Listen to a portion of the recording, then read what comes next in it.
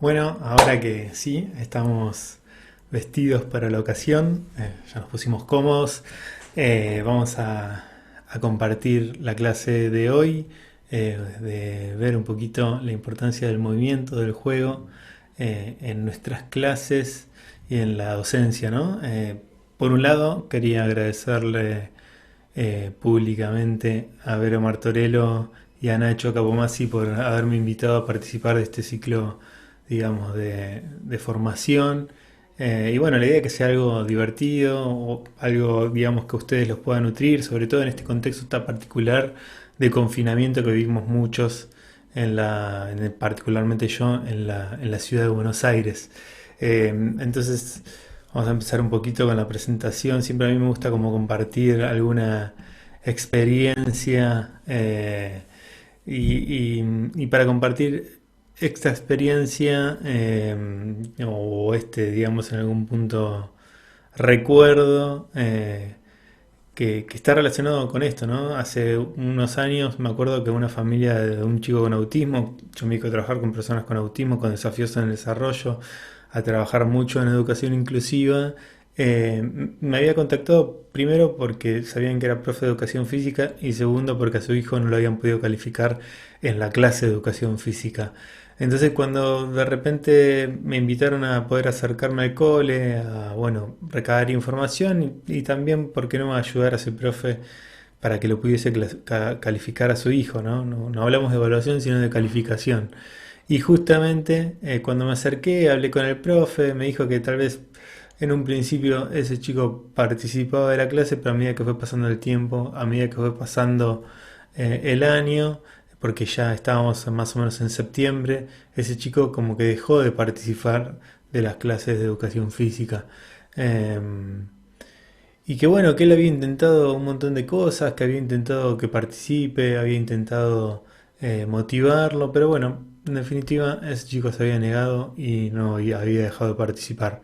Cuando empecé a hablar con la maestra, digamos, o con la profesional que llevaba el proceso de inclusión, que acompañaba a ese chico, digamos, en ese proceso, me comentó más o menos lo mismo. Me dijo que el año pasado o el año anterior ese chico participaba muchísimo más, pero a medida que pasó el tiempo dejó de participar. Entonces dije, bueno, pero que de repente, ¿qué cambió? ¿Qué cambió de la clase? ¿Qué cambió de repente en ese profe, en esa situación, como para que pudiese que hubiese dejado de participar ese chico? Y básicamente lo que me dijo ella fue que habían pasado de jugar, digamos, juegos de 2 versus 2, 3 versus 3, a jugar deportes, ¿no? Habían empezado a hacer deportes, habían empezado a jugar al vóley y al handball. Y que eso había sido que, digamos, en algún punto que ese chico no participase más. Como yo había ido a observar la clase y ese chico había entrado, había ido a la clase, había saludado a la profesional que lleva el proceso de inclusión, había saludado a su profe, había saludado a sus compañeros, pero automáticamente agarró y se sentó. Entonces dije, bueno, ¿qué hago? Porque si yo ya estoy acá, ya hablé con el profe, ya hablé con la maestra o con la profesional que lleva el proceso de inclusión de ese chico, y ese chico está sentado, no lo voy a poder observar, ¿qué hago? Digo, bueno, lo que voy a hacer es lo siguiente, voy a observar la clase y voy a ver de repente eh, cuántas veces tocan la pelota los que menos habilidades motrices y de juegos tienen. A ver, digamos, a ver qué pasa con eso. Y cuando empecé a observar y empezó a pasar el tiempo de esa clase, me di cuenta que los chicos que menos habilidades motrices tenían y de juego tenían, realmente habían tocado 2 o 3 veces la pelota, ¿no? Entonces en ese momento particular me pregunté básicamente como dos cuestiones, ¿no? Me pregunté por un lado, eh, ¿qué tipo de clase era esa, no? Porque si solamente favorecía a los que más habilidades motrices tenían y a los que más habilidades de juego tenían, ¿qué tipo de clase era, no? Cuando muchas veces a los que más tenemos que prestar atención es a los que menos habilidades motrices tienen o de juego tienen, porque son a los que más hay que motivarlos, porque tal vez sean a los que menos les motive el juego, el deporte, el movimiento. ¿Y cuántos de ustedes tal vez pasaron por la secundaria eh, y odiaban la educación física, ¿no? O terminaron odiando en algún punto esa disciplina que les proponía algo que no les era significativo, que no los motivaba y que solamente motivaba a los que mejores les iba, ¿no? Porque en definitiva también en la secundaria terminan yendo a las competencias, terminan, digamos, saliendo de sus clases para ir a competir a otros lados, a ir a los interjurisdiccionales o a los interprovinciales o a los juegos Evita, los que mejores habilidades motrices tienen, ¿no? Y de juego tienen. Entonces, por un lado me preguntaba eso, ¿no? O sea, ¿qué tipo de clase era esa que solamente favorecía a los que mayores habilidades tenían para esa disciplina? Eh, y por otro lado, ¿quién había sido más valiente en ese sentido? Y por eso la palabra de desafío, ¿no? ¿Quién había sido más valiente? Si había sido más valiente de repente ese chico que de repente dijo, no, esto que me estás proponiendo a mí no me sirve, no me favorece y no me siento igual a otros en ese contexto, sino todo lo contrario, me siento con una diferencia enorme. O eran realmente valientes esos chicos que menos habilidades motrices tenían, menos habilidades de juego tenían y que habían corrido 40 o 50 minutos de un lugar al otro sin poder tocar una pelota, ¿no? Eh, y era como una disyuntiva, porque bueno, al final parece que el que más valentía tiene, el que deja expuesta esa situación, el que deja expuesto a esa situación de desigualdad, ¿no? Y de falta de equidad en esa clase, era el chico con autismo, supuestamente con la etiqueta diagnóstica. Y me parece que es una buena manera como de reflexionar en ese sentido eh, en cómo brindamos nuestras clases, ¿no? Y que tal vez qué condimentos necesitan nuestras clases para que realmente podamos generar procesos no solamente inclusivos, sino realmente una educación de calidad. Y me parece que en algún punto las personas con desafíos en el desarrollo o las personas con autismo vienen a hackear el sistema, a hackear cualquier dispositivo de normas eh, que tienden a homogeneizar al otro, que tienden en algún punto a desotrar al otro, que tienden en algún punto a sacarle esa singularidad que tiene esa persona y que nos muestra como tal y que hace en definitiva desafiarnos a conocer a la persona, a conocer sus particularidades, a conocer sus gustos y sus intereses, que en algún punto es lo que nos viene a desafiar hoy en día el coronavirus, ¿no? Este bichito que nos hace y nos obliga a estar en confinamiento y nos obliga a relacionarnos con el otro de otra manera. Porque en definitiva terminamos relacionándonos con nuestros alumnos en una cancha o en un lugar de juegos donde tal vez los alumnos manejan mejor la tecnología que nosotros. Si tienen la suerte de tener tecnología, ¿no? Porque también esta situación hace visible las grandes diferencias de acceso que hay en la población, ¿no? Y en nuestros distintos alumnos, alumnas y alumnes, en definitiva. Y creo que realmente como para pensar y poder trabajar sobre una educación de calidad y pensar, digamos, una buena escuela o una escuela diferente que dé respuestas realmente a los distintos contextos, no solamente a la de las personas con autismo, sino a esos contextos con los que trabajamos, con los que son difíciles, con los que son realmente desafiantes, porque bueno, muchas veces en la secundaria sucede que no solamente está esa persona con autismo, sino está tal vez esa chica que quedó embarazada y cómo hacemos para también darle acceso y para que no pierda el año y para que pueda seguir aprendiendo y para que pueda seguir un proceso en el cual se pueda seguir enriqueciendo y se pueda seguir sintiendo que la escuela es un lugar no solamente donde se aprende, sino de contención para ella, ¿no? Y de encuentro con sus compañeros, con sus compañeras y con los docentes. Y creo que para pensar una educación de calidad no podemos pensar esa educación de calidad sino pensando en la equidad, pensando en que en qué es lo que cada uno necesita para estar en igualdad de condiciones. Y hoy tengo patente tal vez una anécdota muy fresquita de una profe de educación física que estábamos hablando y me contaba, o nos contaba en realidad porque estábamos en una reunión, que ella lo que había hecho era básicamente pensar un desafío para los chicos y ese desafío subió a la plataforma virtual, pero se dio cuenta en el momento que no iba a llegar a todos, entonces automáticamente ese desafío lo subió al grupo de WhatsApp, pero se dio cuenta que no iba a llegar a todos.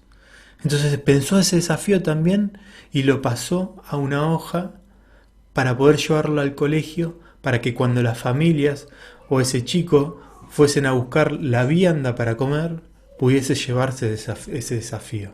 Y así todo, estaba preocupado porque tal vez no llegaba igualmente a todos. Pero también lo que no se dio cuenta esa profesora, y en estas situaciones difíciles, en estas situaciones duras, también es verdad que sale lo mejor del docente, donde sale la imaginación, la creatividad, pero también donde sale esa responsabilidad de poder llegar a todos sus alumnos y alumnas y saber en qué realidad están, qué es lo que les está pasando, qué les está sucediendo, o sea, cuáles son sus necesidades. Y esta profesora, sin darse cuenta, generó un proceso de equidad enorme. Le dio a cada uno el acceso que necesitaba. Sin darse cuenta, estaba generando un proceso de equidad enorme en su clase y es algo fundamental. Por otro lado, excelencia, ¿no? Porque no solamente vamos a querer que, por ejemplo, este chico que les contaba participe de la clase, sino que se genere un proceso de aprendizaje. Que ese chico no sea el mismo cuando empezó el año que cuando termine. Más allá de que no estemos en el cole, no estemos en el aula. Y que tal vez el medio sea el virtual, o sea por WhatsApp, o sea escrito, pero que no sea el mismo, ¿no? Y me parece que también eso es fundamental. Por otro lado, inclusión, pero no inclusión pensada solamente en las personas con discapacidad, sino pensada en una mirada muchísimo más amplia, ¿no? Cuando hablaba de repente de todos, todas, o chicos, chicas y chiques, también incluía, digamos, a todo lo que tiene que ver con la cuestión binaria, o sea, con romper con esa cuestión binaria. Hay muchas personas que ni se consideran hombres ni se consideran mujeres. Y ahí también estamos incluyendo y también estamos generando procesos de inclusión cuando trabajamos toda la riqueza que tiene que ver con lo cultural. Digamos, con las distintas culturas, pero también con las distintas religiones. Entonces, vemos procesos inclusivos en tanto al acceso, digamos, a muchas poblaciones altamente vulnerables, en tanto al acceso económico. Entonces, pensar la inclusión no solamente como inclusión educativa o educación inclusiva, sino pensar en una educación inclusiva muchísimo más amplia, pensando no solamente a la persona con discapacidad, sino también pensando otros sectores que son altamente oprimidos o fueron altamente oprimidos por este dispositivo o este sistema de normas que genera la normalidad de este mundo occidental contemporáneo y moderno, es fundamental. Entonces, obviamente pensar en derechos, o sea, cuando hablamos de educación, cuando hablamos de la escuela, hablamos de asegurar derechos, en principio los derechos del niño y de la niña, ¿no? Que hoy, digamos, están cumpliendo este año en 2020 41 años de vida, que básicamente lo único que dice es que le asegura el derecho humano a los menores de 18 años, ¿no? Y por otro lado, ahí también hay como una cuestión de decir, bueno, pucha, o sea, tiene que salir una convención para decir que los chicos y las chicas o las distintas infancias son sujetos de derechos y que ellos son sujetos de derechos, pero todos estamos para asegurar esos derechos humanos y somos los responsables de esos derechos. Y que en la convención dice claramente el no a la discriminación como uno de sus ejes, obviamente el derecho a la vida también, y claramente la convención lo que dice es que esos chicos tienen voz y voto, y tienen voz y voto en nuestras clases también. Deberían tener voz y voto en nuestras clases. Y cuando muchas veces los chicos se quejan de nuestras clases, lo que hacemos básicamente es ofendernos. Entonces, cuando de repente uno muchas veces se ve hablando de educación inclusiva, básicamente se ve hablando de lo que dice la Convención del Niño y la Niña ya, y lo decía en 1989, ¿no? Bueno, hay muchas secundarias, muchas primarias que están trabajando sobre empezar a que los chicos empiecen a tomar decisiones e intervenciones en la propia vida comunitaria de cada sistema escolar. Y me parece que eso es fundamental, entender que todos y todas estamos acá por y para los chicos. Eh, y hoy en día creo que tomamos más conciencia de eso. Eh, por los esfuerzos que hacemos todos, por lo estresados que estamos todos, por haber cambiado de contexto y haber tenido que generar contenidos nuevos, por haber aprendido a manejar la tecnología, algunos porque tal vez no estaban acostumbrados. Eh, pero todos hacemos esos esfuerzos para y por los chicos, ¿no? Y cuando hablamos de personas en situación de discapacidad, básicamente también lo que dice la Convención es exactamente lo mismo que dice la Convención de los Derechos del Niño, o muy parecido en el sentido de decir, estas personas son seres humanos que tienen derechos, como todo el mundo, a acceder a una educación de calidad, ¿no? Y atención a la diversidad, sí entendiendo tal vez a las personas en situación de discapacidad como el sector más vulnerable de todos y poder prestándoles atención a esa diversidad y poder pensar a la diversidad como una riqueza y pensar a la diversidad en base a también qué valores vamos a proponer en nuestras clases, qué valores vamos a trabajar más allá de que si yo doy historia, si doy, digamos, físico-química, si doy matemáticas, pensar que siempre estamos interviniendo y estamos haciéndole ver al otro a través de nuestras metodologías, a través de nuestra didáctica, qué mundo es el que nosotros pensamos y creemos, ¿no? Porque si todo el tiempo estamos puntualizando o pensando o reforzando que lo importante es la nota o lo importante es la excelencia o lo importante es poder ganar en una competencia, básicamente lo que vamos a seguir reforzando son esos valores de individualismo, de egocentrismo, de excelencia, de perfección, de competencia que nos llevan a las grandes diferencias que tenemos hoy en día los seres humanos y en definitiva terminan generando las grandes guerras y las grandes, en algún punto, conductas que tienen que ver básicamente o llevan a la segregación de distintos sectores de la sociedad. Y sí, hoy realmente, o sea, cuando uno piensa, por ejemplo, yo en las personas con autismo, yo soy profe de educación física, pero no podemos pensar una intervención educativa, sea cual sea, sino en un contexto, ¿no? Y me parece como muy importante poder pensar en el contexto porque obviamente no se interviene igual en el aula, que no se interviene igual que en un patio, que no se interviene igual en un campamento, que no se interviene igual de repente en el aula, digamos, con sillas que sin sillas, que con una música, que no se interviene igual en el sentido de pensar el contexto en base a ese entramado de relaciones sociales que cuando falta un chico o falta, digamos, de repente alguien de ese entramado, realmente lo sentimos y cambian los vínculos y cambian las relaciones. Me parece que pensar en el contexto es fundamental y lo que tal vez quiero traerles hoy es como en algún punto ayudarlos no solamente a pensar a la educación física, al juego, al movimiento desde otro lado, sino también a que puedan pensar en esta realidad hoy y actual que le- les estampa, digamos, esta pandemia para poder generar nuevas soluciones, ¿no? Y para poder en algún punto llegar a los chicos que tal vez no estamos llegando, ¿no? Y pensar en el contexto me parece algo fundamental. Por otro, pensar en cuando este modelo o este enfoque habla de desarrollo, básicamente lo que nos dice es pensar en nuestra propia profesión, ¿no? Porque claramente el profe de historia no enseña lo mismo en primer año que en segundo que en tercero. Y claramente el profe de matemática tampoco, ni de físico-química, y obviamente los profes de educación física tampoco, ¿no? Nosotros los profes encima estamos como en todo, digamos, en todas las etapas del sistema educativo. Estamos en inicial, en primaria y en secundaria. Es tal vez la profesión que tiene uno de los modelos del desarrollo más extensos, ¿no? Porque pasamos de jugar juegos de persecución simple en esos primeros años de vida hasta terminar haciendo deportes, que básicamente el deporte no es más que un sistema de normas sociales, un dispositivo de sistemas de normas sociales que se establecen para ponernos en igualdad de condiciones y para poder disfrutar en definitiva y divertirnos con pares. Más allá que muchas veces no terminemos disfrutando, pero es así. Y cuando hablamos de dimensionalidad, muchas veces cuando hablamos, sobre todo en mi caso, de desafíos en desarrollo y de autismo en particular, tiene que ver con cómo se manifiesta esa condición de vida, esa condición, las características del autismo en esa persona que tenemos enfrente, ¿no?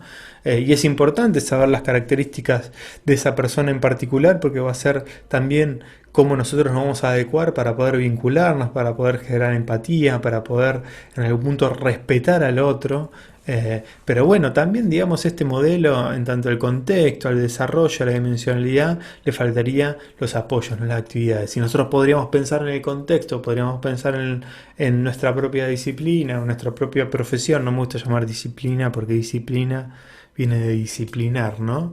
Me parece mucho más rico y más lindo hablar de profesión. Y pensando en las características propias o cómo se manifiesta la condición en esa persona con autismo, podemos pensar en los apoyos o las actividades que le podemos proponer. Eh, Ahora también, si de repente quisiéramos llevarlo al ámbito educativo, podríamos cambiar esa, la palabra en algún punto desarrollo y la palabra dimensionalidad por especialidad o profesión, como les decía antes, y niñez en tanto niño, niña o niñe, y podríamos pensar un gran y un lindo modelo para pensar nuestras actividades en este contexto particular. Y por eso me parece este modelo es el enfoque CODA de Daniel Valdés, psicólogo cognitivo, pero Daniel tiene algo como que a mí me gusta mucho y que se nota al momento de leer sus libros y al momento de escucharlo hablar y al momento de poder compartir con él, que, que fue y es docente de aula, ¿no? Y claramente cuando vos hablás con un docente de aula o cuando hablás con un docente, sea profe de educación física del patio, te das cuenta que es docente, ¿no? Y él con este modelo explica algo que muchas veces es muy complejo de explicar en tanto a las personas con autismo, pero a veces también, eh, y, y yo estoy convencido que este modelo trasciende lo que tiene que ver con el autismo para poder pensar este modelo en base a nuestras distintas especialidades o profesiones en tanto a lo educativo. Eh, y bueno, es como les decía, ¿no? También ¿no? Esta situación nos encontró como en el COVID, nos puso en confinamiento, a muchos conociendo a los chicos en esas primeras semanas, no generando vínculo, o sea, pudiéndolos haber visto una o dos veces y nos cambió todo, realmente nos cambió todo y nos puso en un gran pero gran desafío. Y creo que esta pandemia trajo como tres grandes aprendizajes, no solamente a los docentes, sino a la sociedad en general. Por un lado, a la sociedad en general en tanto a lo educativo. Y esto lo saco de una, digamos, de una charla que escuchaba el otro día de Flavia Tarigui, o sea, una pedagoga. Y la verdad que cuando ella hablaba, yo estaba como muy de acuerdo en lo que decía y por eso lo tomo, porque realmente estoy de acuerdo con lo que dice. Y una de las cosas que dice ella básicamente es que en la escuela no solamente se enseñan contenidos académicos, ¿no? Sino que también se aprenden otras cosas. Y creo que si hay algo que se aprende, tiene que ver con los vínculos, con el encuentro con el otro. Tiene que ver con que de los grandes docentes que yo me acuerdo, eh, no me acuerdo de lo, tal vez, de la expertise que tenían en su área, sino lo que me acuerdo es que tal vez en algún momento determinado nos dijeron algo que nos hizo clic, o nos ayudó a reflexionar, o nos escucharon por algún momento que estábamos pasando no tan bueno, porque nos acompañaron, porque nos abrazaron, porque nos escucharon o porque nos miraron a los ojos, ¿no? Y eso nos lo da la escuela. Y eso es lo que cada uno de nosotros como docentes no deberíamos olvidar jamás. Eh, que la escuela, sea en el nivel inicial, en la primaria y en la secundaria, promueve ese encuentro con el otro. Y escuchando también hace poquito una charla de Tonucci, un dibujante italiano que se dedica mucho a los derechos de las distintas infancias, hablando con el ministro de Educación Trota, él decía que habían hecho como una encuesta a muchos niños de todo el mundo y lo que decían básicamente es que lo que extrañaban los chicos de la escuela eran a sus compañeros.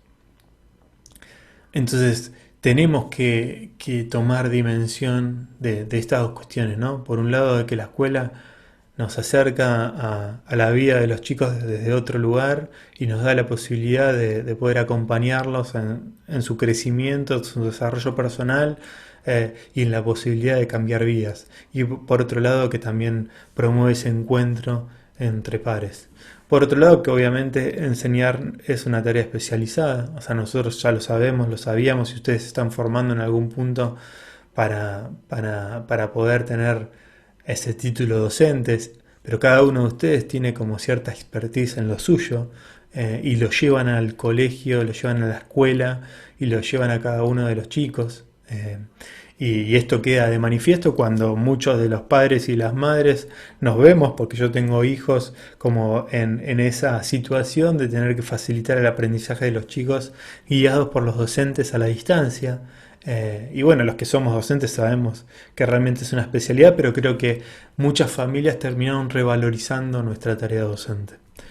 Y por otro que también me parece pero sumamente importante, y esto sí creo que a los docentes como que nos hizo como un clic, que es que muchas veces disponer de tecnología no tiene que ver con que esa tecnología genere didáctica, ¿no? La tecnología solamente es un medio que nos permite mirar al otro, ni siquiera el encuentro con el otro. O sea, poder ver al otro en una situación, pero si no hay algo que me motiva, no hay algo que me une al otro, si no hay algo de interés hacia el otro, ese encuentro no se genera, ¿no? Y ese aprendizaje no se genera sino más pensando en, bueno, cuáles van a ser las herramientas pedagógicas que voy a utilizar en este contexto determinado. Y por eso vuelvo al modelo de Daniel, ¿en qué sentido? En el sentido de que claramente con el COVID nos cambió el contexto y claramente con el COVID o con la pandemia nos cambió los intereses y los gustos de los chicos. Y cuando nosotros vamos a dar las clases a nuestras aulas o a nuestros patios, básicamente los chicos ya están ahí. Bueno, en secundaria los chicos tienen que llegar al patio, ¿no? O sea, generalmente educación física está a contraturno. Me acuerdo hace unos años que una colega amiga me había llamado, estaba viviendo en un pueblito al límite de La Pampa, en la provincia de Buenos Aires, y me dijo, Edu, me tenés que ayudar. Le digo, sí, decime, ¿por qué? Tengo una compañera que es profe de educación física en secundario y los chicos no le van a las clases. Y automáticamente me hizo pensar en mi trabajo también con personas con autismo. Nosotros todo el tiempo estamos trabajando para generar interés en el otro y para que esa persona esté motivada y esté pensando cuándo me va a volver a ver. ¿Por qué? Porque en algún punto eh, no nos, al chico no lo obligan a estar con nosotros. Aunque muchas veces en una terapia sí, pero bueno, se puede negar de mil maneras. Y de maneras muy, como podríamos llamar, disruptivas, pudiendo expresar como puede que lo que me estás ofreciendo, me estás proponiendo, no es de mi interés, como lo proponían en algún punto este chico que les contaba en la historia anterior, o al principio. Y le dije, bueno, tenemos que empezar a trabajar de cero. Tenemos que empezar a trabajar en el aula, a la mañana, ni siquiera a la tarde, para empezar a generarles interés a los pibes y pibas para que puedan llegar a esa clase. Y hoy en día pasa eso, tenemos que volver a reconocer a los chicos en sus gustos e intereses para que puedan tener interés por nuestras clases. Sobre todo ahora que cambió mucho el contexto, ¿no? Y recién ahí poder pensar las actividades. Yo pongo apoyos porque, digamos, si lo podíamos pensar desde la persona con autismo, porque nosotros también generando actividades virtuales, también tuvimos que pensar en qué apoyos les dábamos para que los chicos accedan a la información y accedan a una buena comunicación donde sepan qué le estábamos proponiendo, cómo lo estábamos proponiendo y cuál era la importancia de lo que le queríamos comunicar, ¿no? Y claramente los chicos nos vieron así, o sea, nos ven como diciendo, manejo mejor que vos la tecnología. Y si no me creen en esto, miren este video que les voy a mostrar ahora. Este video surgió básicamente surgió Hace unas semanas en un grupo, digamos, del cual yo participo de profe de educación física, que muchos son supervisores de la ciudad de Buenos Aires, ya tienen cargos altos, son personas, eh, muchos de ellos mayores de 50 años, eh, y el grupo son como 20 profes de educación física que se juntan ya hace como 20 o 25 años todos los jueves, de distintos niveles, de inicial, de primaria y de secundaria. Y uno de los profes pone como trae este video como sorprendido y como preocupado, como cómo podía ser que los chicos estén planteando esto. Bueno, para los que no saben, ayer salió una ley de que no van a poner más notas en el colegio. Entonces, si se ponen a pensar, todo lo que estamos haciendo es al pedo. Onda, aunque no hagamos nada, tipo, no nos van a decir nada. Además, tipo, este año todos lo van a pasar. O sea, nadie lo va a repetir el año. Entonces, bueno, nada, o sea, yo lo que digo es que no hagamos más nada. O sea, nos desinstalamos Zoom, nos desinstalamos Classroom. ¿Qué nos va a pasar? O sea, nada, no nos pueden poner notas, chicos, ya está. Así que bueno, mándenle este TikTok al grupo del curso, así todos hacemos lo mismo. Claro, los pibes Bueno, para los que no lo que saben, hicieron básicamente fue darse cuenta de que no teníamos chance, o sea, de que no estaban obligados, digamos, que no iban a ser calificados. Entonces ya no tenían interés y ya no están obligados. Es como la diferencia entre autoridad y autoritarismo, ¿no? El autoritarismo se basa en el miedo. Cuando las personas o el chico te pierde el miedo, no hay nada detrás.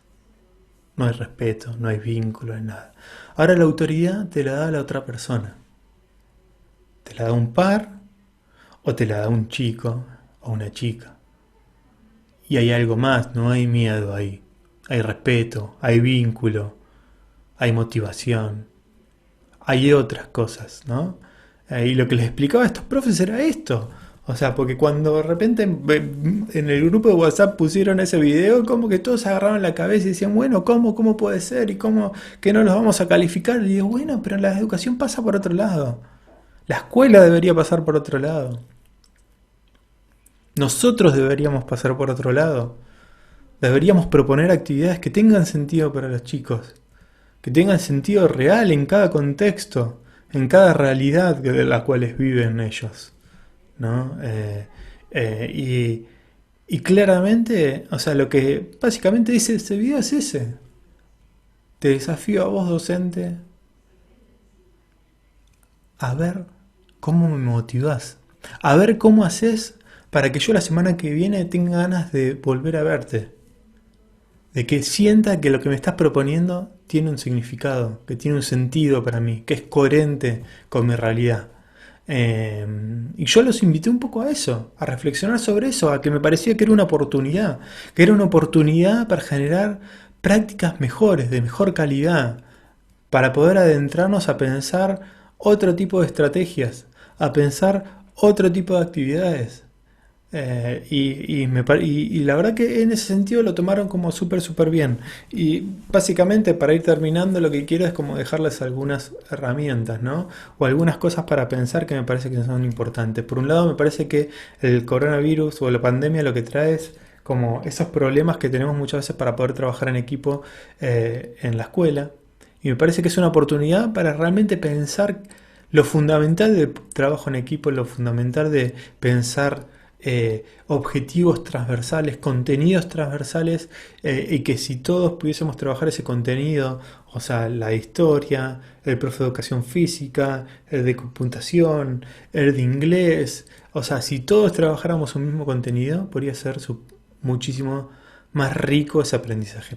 Y por otro lado, obviamente que si pensamos en una persona con autismo, pensamos que y no solamente pensándolo en la persona con autismo, ¿no? Me parece que en ese equipo los chicos son los capitanes de ese equipo, o sea, son a los que tenemos que escuchar, a los que tenemos que ver, a los que nos hacen de termómetro en frente a nuestras prácticas, pero en ese equipo también están los profes, están los directivos, están los porteros, está toda la comunidad educativa, está la familia, sobre todo las familias de esos chicos, con lo difícil que es hoy en día muchas veces poder hacer que las familias estén de nuestro lado por los distintos, digamos, por lo difícil del contexto, por los saturadas, por los estresados que están las familias, porque las familias están igual de estresadas que nosotros y entender esa realidad en tanto a la dificultad, en tanto a tal vez a que muchas familias se quedaron sin trabajo, es primordial y nos obliga a poder trabajar en equipo. Por otro lado, pensarlo en un proceso, ¿no? Si los chicos de repente no me llegan a mi clase, bueno, primero, ¿cómo hacer para que me lleguen a mi clase? ¿Cómo hacer para poder estar en contacto? ¿Cómo hacer para de repente que sepan que yo les intereso? O sea, o que en realidad ellos me interesan a mí, ¿no? Y de a poquito, estas son como las etapas que trabajamos en Aprendiendo a Jugar, en un taller que que tenemos con 20 profesionales de la educación y de la salud, que trabajamos con chicos con desafíos en desarrollo, no solamente con chicos chiquitos, sino tenemos actividades con adolescentes y adultos, y lo que hicimos fue plantearnos un proceso. Tal vez con los más grandes ya empezamos como con las actividades grupales, pero empezamos primero divirtiéndonos, pasándola bien y haciendo que los chicos quieran estar en ese contexto, que quieran encontrarse con nosotros. ¿Y por qué? Porque la estaban mucho pasando mal. Muchos realmente la estaban pasando muy mal. Y muchos estaban muy frustrados, estaban muy enojados por tener que estar encerrados. Entonces empezamos primero pensando que teníamos que hacer que los chicos quieran estar en nuestro lugar. Y después nos empezamos a poner objetivos más educativos, más de aprendizaje, más, digamos, proponiéndoles una demanda muchísimo mayor. Pero el primer objetivo fue que los chicos la pasen bien. Y poder pensar, digamos, no solamente en nuestras actividades, sino en un proceso, en tanto todos nos estamos adaptando a este nuevo contexto, es sumamente importante. Y por otro lado, algunos condimentos, ¿no? Que me parecen que siempre tienen que estar en los procesos de aprendizaje. Por un lado, entender y saber y trabajar sobre gustos e intereses de los chicos en secundaria. Muchos manejan muy bien las redes sociales, Instagram, Facebook, Twitter. O sea, hoy en día tenemos millones de herramientas a las cuales los chicos los pueden realmente llevar a sus gustos y sus intereses, y eso puede hacerlos que los motiven muchísimo más y se comprometan y se compenetren más en nuestras actividades.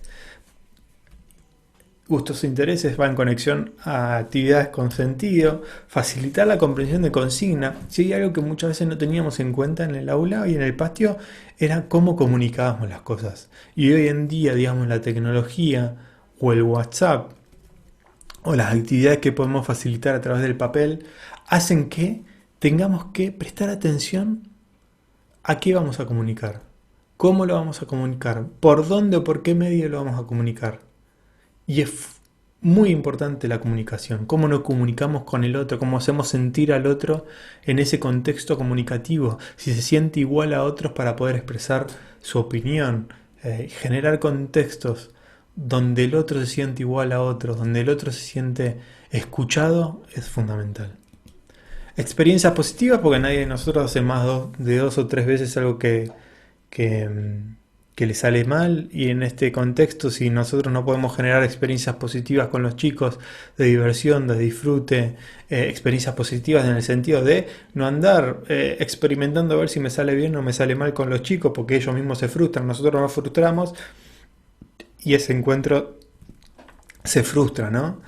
Variar los estímulos, porque no es lo mismo ver un video que hacer un juego, que trabajar con las redes sociales, que de repente hacer algo presencial, que mandar alguna actividad por WhatsApp. No, variar los estímulos es fundamental, es importantísimo. El inicio de la clave. Yo no sé, veía hace poquito a la docente, hace poquito no, la vi durante un mes y medio, 2 meses, a la docente de una de mis hijas, que siempre empezaba la clase preguntándole a cada chico cómo estaba, ¿no? Entonces tenía 20 alumnos y alumnas. Y claro, cuando llegaba el número 20, los otros 19 estaban dormidos. Entonces, el inicio es clave. Poder evaluar cómo está ese grupo, si están muy alterados, si están, digamos, muy abajo, y pensar qué actividades uno va a proponer o que tiene, digamos, que puede sacar sobre la galera como para poder activarlos y para poder generar mejores procesos de atención, es fundamental para después todo lo que uno quiera proponer. Obviamente que tenemos que tener que pensar muy bien los descansos y en este contexto, como les decía, muchísimo más. O sea, ¿cómo hacemos para generar descansos activos? Porque si yo digo, bueno chicos, descansen, bueno, cada uno se va a un cuarto, el otro se va al baño, no los vemos por la pantalla. Entonces, ¿cómo hacemos para que los chicos estén descansando mirando la pantalla? Descansos activos, ¿no? Pero eso no lo pensamos si estamos en el aula. Tipo, bueno, descansen o bueno, damos... O digamos el contexto del aula, seguramente uno lo maneje muchísimo más sencillo, porque ya sabe los tiempos, el timing, está acostumbrado, ¿no? Pero ahora nos pone de relevancia pensar este tipo de ítems. Y obviamente que la emoción es facilitadora del aprendizaje porque si yo de repente tengo a alguien enfrente al cual me gusta escuchar, al cual sé que si yo le digo algo o le pregunto algo me lo va a responder, me va a dar el pie y aparte me llevo bien, bueno, nos pasa a todos. Cuando uno escucha a alguien que de repente por piel o lo que sea no le cierra, bloquea. Ahora cuando estás escuchando a alguien que te cae bien o porque su discurso te cae bien o porque de repente el aspecto hizo que te caiga bien o lo que sea, todo eso favorece. Y obviamente se aprende mucho mejor jugando y en movimiento. Y en este sentido yo quería como dejarles en algún punto algunos tips. ¿En qué sentido? En el sentido de que nosotros con el movimiento, con el juego, con las actividades, podemos proponer actividades que inhiben, que excitan o que organizan.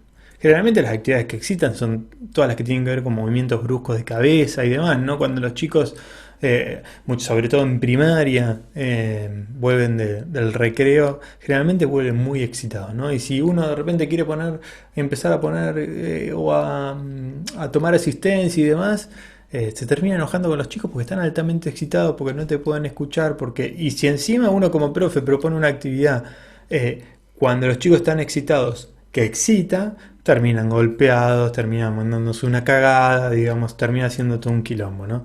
¿Por qué? Porque no tenemos en cuenta lo que nosotros proponemos o provocamos en el otro, ¿no? Entonces quería como dejarles algunos ejemplos. En este caso, el primer ejemplo es de un chico con autismo, pero básicamente lo que quiero que vean es cómo ese chico está con la mochila y sin la mochila. ¿Cómo habla? Con la mochila y cómo habla sin la mochila. ¿Cómo expresa su cuerpo a través de la comunicación no verbal? Con la mochila y sin la mochila.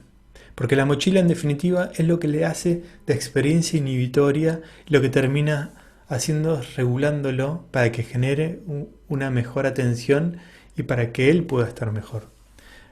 Y lo que quería mostrarles básicamente es un ejemplo de esto. Como para que ustedes puedan ver y puedan observar y puedan realmente darse cuenta de lo que habla.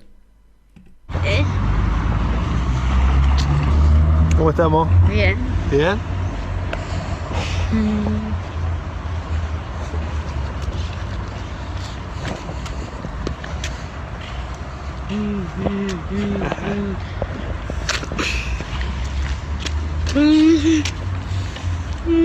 Hola.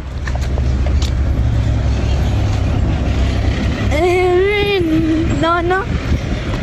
Oma.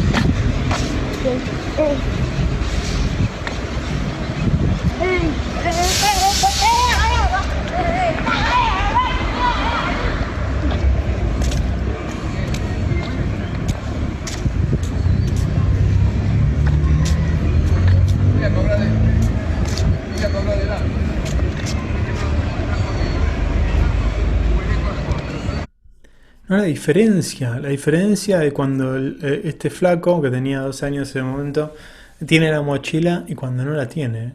Como de repente cuando le pregunto me puede responder y cuando no tiene la mochila empiezan con estas palabras o estas ecolalias, estas frases desorganizadas, ¿no?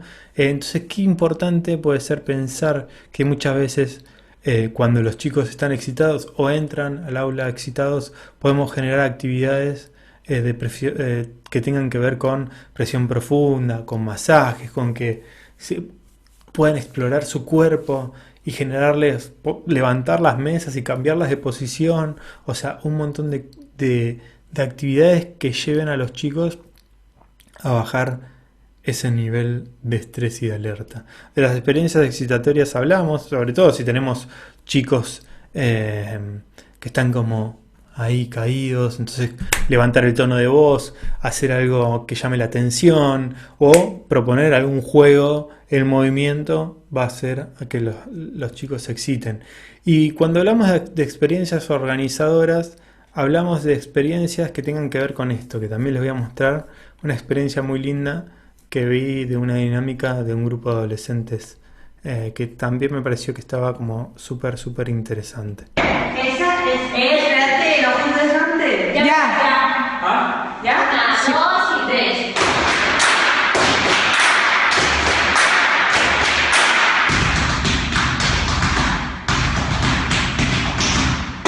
Los chicos básicamente lo que hacen es combinar experiencias organizadoras con experiencias combinatorias.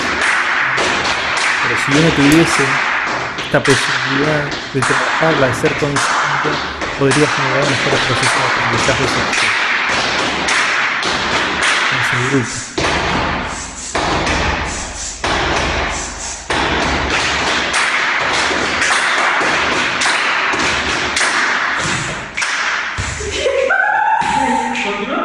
Ay, se ríe.